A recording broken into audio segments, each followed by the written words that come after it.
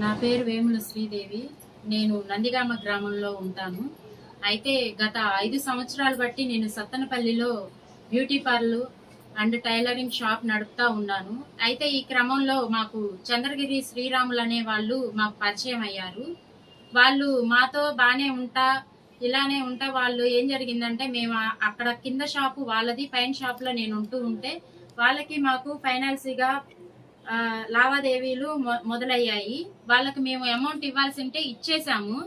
ఇచ్చినట్టుగా కూడా వాళ్ళకి చెప్పాము, అంతా అయిపోయింది. అయినా కానీ అతను ప్రామిసరీ నోటు దగ్గర పెట్టుకొని మా మీద కోర్టులో వేయటం జరిగింది. ఆ కోర్టులో కేసు అలాగే నడుస్తా ఉంది. అలా నడుస్తున్న క్రమంలో నా మీద కావాలని అసభ్యమైన ప్రచారణ చేస్తూ ఉన్నాడు అతను.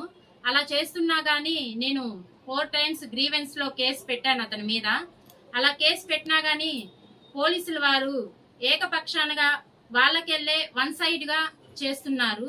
అలా చేస్తున్నా గానీ నేను ఎన్నోసార్లు వాళ్ళని నేను అడిగాను, సార్ ఏంటి సార్ ఇది ఎంతవరకు కరెక్ట్ అని నేను అడుగుతున్నా కానీ ఈసారి రాదులేమ్మా అన్నారు. అంతేకాకుండా అతను నేను 2 సంవత్సరాల క్రితం నాగార్జున కాలనీలో నేను పెట్టాను. అక్కడ ఉన్నప్పుడు అతను నా షాప్ ముందుకొచ్చి మద్యపానం సేవించి అతను నా షాప్ దగ్గరికి వచ్చి అసభ్యకరంగా మాట్లాడిన వీడియో క్లిప్పింగ్స్ కూడా నేను పోలీసుల వారికి సబ్మిట్ చేశాను. చేస్తే టౌన్ పోలీస్ స్టేషన్ లో సిఏ గారు నాగమల్లేశ్వరరావు గారు అతని మీద FIR ఫైల్ చేశారు.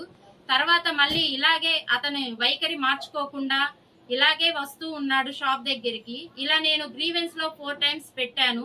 అంతేకాకుండా వాట్సాప్ లో, ఫేస్బుక్ లో నా మీద అసభ్యకరమైన ప్రచారణ, న్యూడ్ వీడియోస్, ఫేస్ మాఫింగ్ చేసి ఎలా పడితే అలా నా మీద చేస్తా ఉంటే నేను గ్రీవెన్స్ లో పెట్టినా గానీ పోలీసుల వారు ఏం పట్టించుకోవట్లేదు.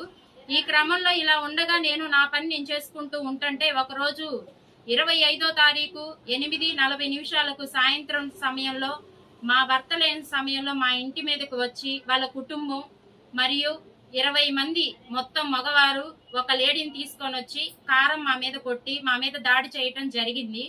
అలా చేయటం ఎంతవరకు కరెక్ట్ అనేది నాకు అర్థం కావట్లేదు. దీని గురించి నేను ఎవరిని అడిగినా గానీ వాళ్ళు పోలీసుల వారు ఒక పక్షానే మాట్లాడుతూ ఉన్నారు. వచ్చిన వారు 9 మంది వాళ్ళ కుటుంబ సభ్యులు, 5గురేమో ముస్లిం కుర్రాళ్ళు, 6గురు వచ్చేటప్పటికి నాయుళ్ళు మొత్తం మా ఇంటి మీదకి వచ్చి ఇలా చేశారు.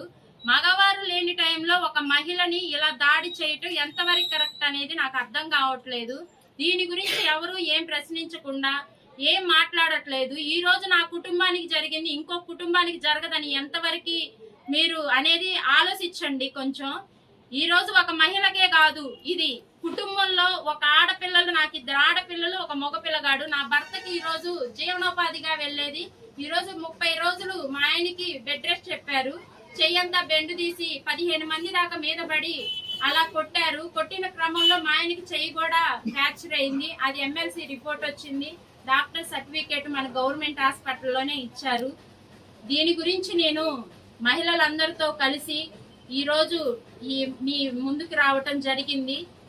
అందరికీ ఇది తెలియచేయాలనే క్రమంలో నేను ఈ ప్రెస్ మీట్ పెట్టడం జరిగింది. ఈ రోజు నా కుటుంబం చాలా నష్టపోయింది. నన్ను ఈ రోజు రోడ్డు మీదకి ఇచ్చి ఇలా చేయటం ఎంతవరకు కరెక్ట్ అనేది నేను ప్రభుత్వాన్ని అడుగుతున్నాను.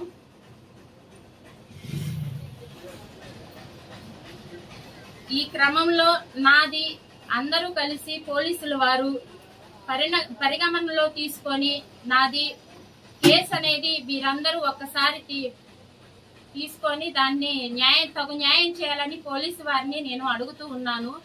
అంతేకాకుండా ఈ దాడి జరిగింది ఎందుకు జరిగింది ఏందనేది సార్ మీకు తెలుసు, మొత్తం మీరు చూసి దాన్ని మీరు చేయాలని తగు న్యాయం మాకు కోరుచున్నాను. ఆ రోజు మా ఇంటి మీదకి వచ్చింది మొత్తం 20 మంది మగవారు, ఒక మహిళ. అయితే ఆ రోజు నేను పోలీస్ స్టేషన్ దగ్గరకు వచ్చి వాళ్ళ ప్రతి ఒక్కళ్ళ పేర్లు నేను చెప్పాను సార్కి. చెప్తే 20 మంది వచ్చి మా మీద దాడి చేయటం ఎంతవరకు కరెక్ట్ సార్ అని నేను అడిగితే ఆ రోజు సిఏ హైమారావు గారు నేను మాట్లాడతాలేమ్మా అని అన్నారు. అది ఓన్లీ ఒక 6గురు వచ్చి మా మీద ఏదో కొట్లాటగా దాడి జరిగినట్టుగా వాళ్ళు చిన్నది ఏది వాళ్ళు ఆ రోజు వచ్చి దాడి జరిగిన తర్వాత చిన్నదే కదా కొట్లాట అన్నట్టుగా వాళ్ళు తూతూ మంత్రంగా FIR చేశారు. వాళ్ళు స్టేషన్ బేల్ తోటి బయటకు వచ్చి బాగానే తిరుగుతున్నారు. సరే వాళ్ళు తిరిగితే తిరిగారు, ఇందులో ఎంతవరకు కరెక్ట్ ఉంది ఏందనేది వాళ్ళు చూసుకోవాలి కదా అన్నదే నాది. ఈ రోజు మా ఫ్యామిలీ మొత్తం రోడ్డు మీదకి వచ్చింది, ఆడపిల్లల్ని కొట్టారు, నన్ను కొట్టారు, నా కుటుంబాన్ని కొట్టారు. ఇది ఎంతవరకు కరెక్ట్ అనేది నేను ప్రభుత్వాన్ని అడుగుతా ఉన్నాను.